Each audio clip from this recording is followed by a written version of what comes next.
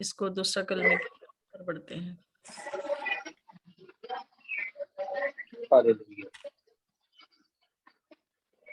مسیح یسوع میں آپ سب کی سلامتی ہو۔ سب کی سلامتی ہو۔ جیسا کہ آپ سب اس چیز سے واقف ہے کہ آج ہم گڈ فرائیڈے کی عبادت میں شامل ہوئے ہیں اور ہم خدا یسوع المسیح کے ان 7 صلیبی کلمات کے بارے میں غور کریں گے جو انہوں نے جانکاری کی حالت میں صلیب کے اوپر ادا کیے۔ چلے وقت و غنیمت جانتے ہوئے جن کے پاس خدا ان کا زندگی بخش کلام ہے وہ میرے ساتھ نکالیے۔ لوکا رسول کی معرفت لکھی گئی انجیل مبارکہ اس کا 23واں باب اور اس کی 43 ہے۔ لوکا 23 باب اس کی 43 آیت کے اندر خدا کا کلام یہ مرقوم ہے۔ اس نے اس سے کہا میں تجھ سے سچ کہتا ہوں کہ آج ہی تو میرے ساتھ دوست ہوگا۔ خدا ان کی زندگی بخش پاک کلام کے پڑھے اور سننے پر خدا کی برکت ہو۔ آمین۔ جیسا کہ آپ سب کو اس چیز کا علم ہے کہ یہ دوسرا کلمہ ہے جو خدا کسی نے جان کرنے کی حالت میں منہ واقع سے ادا کیے کہ جب 2 ڈاکو کو ایک کو دائیں اور ایک کو بائیں وہاں پر ان کو صلیب دی گئی تو وہاں پر خدا سے ایک ڈاکو سے کلام کرتے اور اسے کہتے کہ میں تو سچ کہتا ہوں تو آج میرے ساتھ دوست ہو۔ یہ دوسرا کلمہ نجات کہلاتا ہے، اسے نجات کا کلمہ کہتے ہیں۔ مختصر طور پر سب سے پہلے جانیں گے کہ کلمہ کیا ہوتا ہے، یہ کلمے کا مطلب کیا ہے۔ کلمہ جو ہے وہ عربی زبان کا لفظ ہے۔ کلمہ جو ہے وہ عربی زبان کا لفظ ہے جس کے لفظی معنی ہے مختصر جملہ۔ ایسا مختصر جملہ کہ جس کے بولنے یا سننے سے انسان کیا پائے، برکت پائے، ایسا جملہ کیا کہلاتا ہے، کلمہ کہلاتا ہے۔ اور آپ نے دیکھا ہوگا کہ قوم بنی اسرائیل بھی ہے جو ایک کلمہ رکھتے ہیں۔ اگر ہم استثنا کی کتاب اس کا 4واں باب اس کی 6 آیت پڑھیں تو وہاں پر آج بھی جب قوم بنی اسرائیل کے لوگ جب اپنی عبادت گاہوں سینیگال کے اندر جب وہ عبادت کرتے تو آج بھی وہ شیما کہتے ہیں اسے، یعنی کہ جس طرح غیر اقوام اذان دیتی ہیں اس طرح وہ شیما کرتے ہیں اور وہاں پر اس آیت کو کوٹ کیا جاتا ہے کہ سن خدا اسرائیل کا خدا ایک ہی خدا ہے۔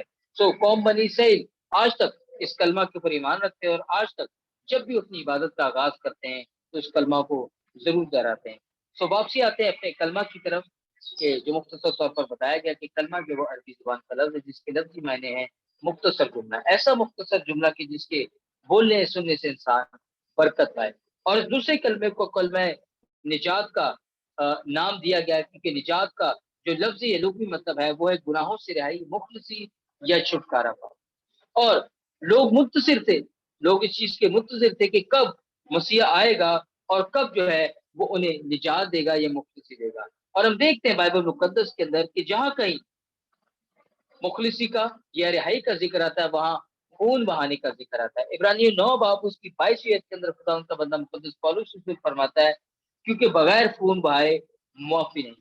اور دنیا کی تمام قومیں، جتنی بھی قومیں دنیا کے اندر بستی ہیں، وہ اس بات کے اوپر اتفاق کرتی ہے کہ جب کسی بھی چیز کا کفارہ ہوتا، کسی بھی چیز کا کے لیے مخلصی چاہیے ہوتی تھی تو لوگ بیلوں، بکروں اور بچڑوں کی قربانی دیا کرتے تھے۔ اگر آپ احبار کی کتاب اس کے 16ویں باب کا مطالعہ کریں تو وہاں پر 2 بکروں کا ذکر آتا ہے کہ جب قوم بنی اسرائیل ہر سال 2 بکروں کو لیتی اور ان کے اوپر 2 چٹھیاں ڈالتی، یعنی کہ اوپر ان کے قرآن اندازی ہوتی، ایک خدا کے نام کا اور ایک جو کہ قوم بنی اسرائیل کی خطاؤں کو، اور اسے کے اوپر کیا کیا تھا کہ جو خدا کے لیے ہوتا اسے قربان کر، اور دوسرا جو ہوتا تھا جو کاہن ہوتا تھا اس کے اوپر ہاتھ رکھتا اور ساری اسرائیل کی جو خطائیں تھی اس بکرے کے اوپر رکھ کے اور اسے جنگل میں چھوڑ دیا جاتا، اور اس کا نام عزازیل رکھا جاتا تھا۔ عزازیل کے لفظی مطلب ہے یہودیوں کی بھیڑ کا بکرا۔ سو خدا نہیں چاہتا تھا کہ یہ سلسلہ آگے سے آگے چلے، کہ ہر سال جو لوگ بیلوں اور بکروں اور بچوں کی قربانی دیتے تھے، کیونکہ یسایہ نبی فرماتا ہے، یسایہ 1 باب اس کی 11ویں آیت کے اندر خداوند فرماتا ہے تمہارے ذبیحوں کی کثرت سے مجھے کیا کام، میں مینڈوں کی سوختنی قربانیوں سے اور فرما بچڑوں کی چربیوں سے بیزار ہوں، اور بیلوں اور بھیڑوں اور بکریوں کے خون میں میری خوشنودی نہیں۔ ہاللیلویہ۔ خداوند نے یسایہ نبی کی معرفت وضاحت سے فرما دیا کہ تمہارے ذبیحوں کی کثرت سے مجھے کیا کام۔ ذبیحہ کا لفظی مطلب ہے قربانی کا جانور۔ سو خدا فرماتا ہے یسایہ نبی کی معرفت کہ تمہارے ذبیحوں سے کی کثرت سے مجھے کیا کام، مینڈوں کی سوختنی قربانیوں سے اور فرما بچوں کی چربیوں سے میں بیزار ہوں، میرا دل موقوف ہو چکا ہے۔ خدا چاہتا تھا کہ اب کوئی ایک ہی قربانی ہو، کوئی ایسا بے برہ ایک ہی دفعہ قربان ہو تاکہ کل بنی نوع انسان کے گناہوں کا کفارہ ہو اور دنیا کیا پائے، اس کے وسیلہ سے نجات پائے۔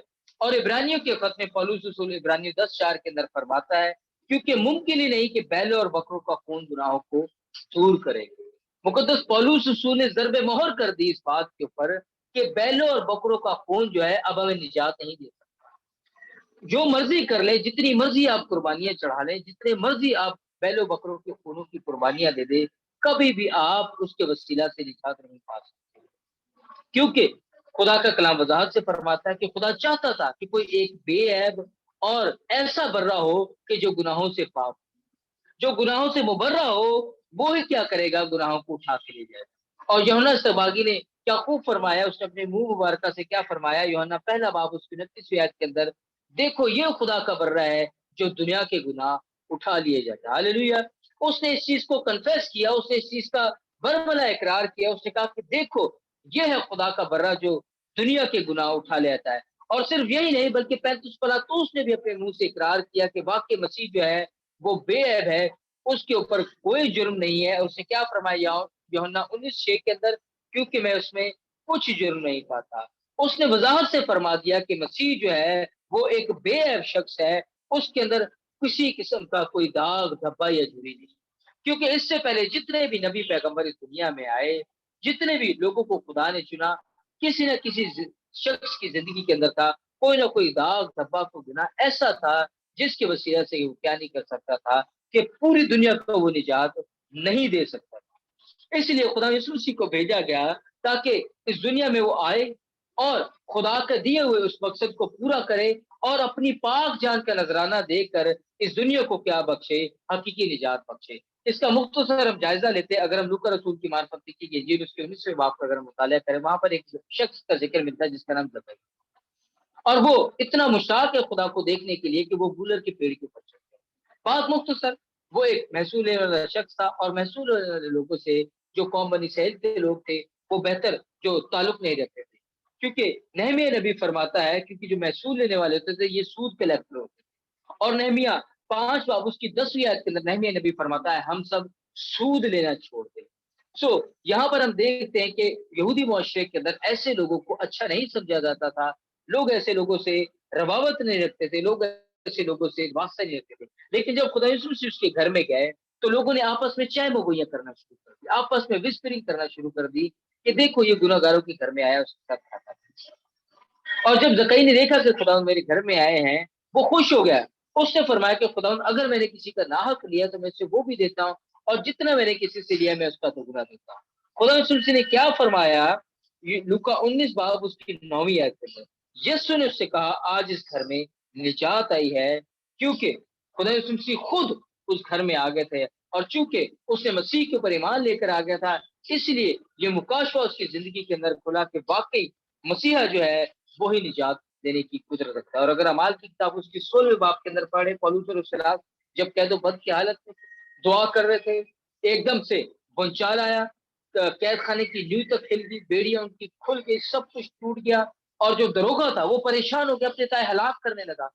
पौलुस से कहा रुक जा, अपने ताए हलाक ना कर, हम यहाँ पर सब सलामत है। हालेलुया।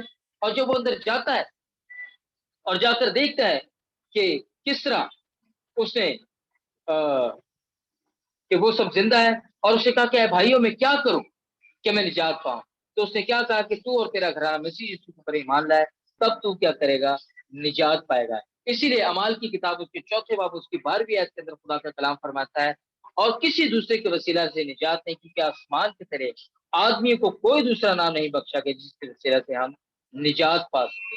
दुनिया की कौमें जितना मर्जी वावेला मचाएं, जितना मर्जी शोर करें अपने पैगंबरों के बारे में, लेकिन इस चीज को जहन में रखें कि निजात सिर्फ और सिर्फ हमारे मसीहा के हाथ में है। सिर्फ उसके वसीला से हम निजात पा सकते हैं जब हम उसके ऊपर ईमान लाते हैं। इसीलिए खुदा यीशु मसीह ने फरमाया यूहन्ना 10:9 के अंदर, दरवाजा मैं हूँ, अगर कोई मुझसे दाखिल हो तो निजात पाएगा। खुदा उस कलमा के वसीला से हम सबको बड़ी बरकत दे। आमीन आमीन आमीन।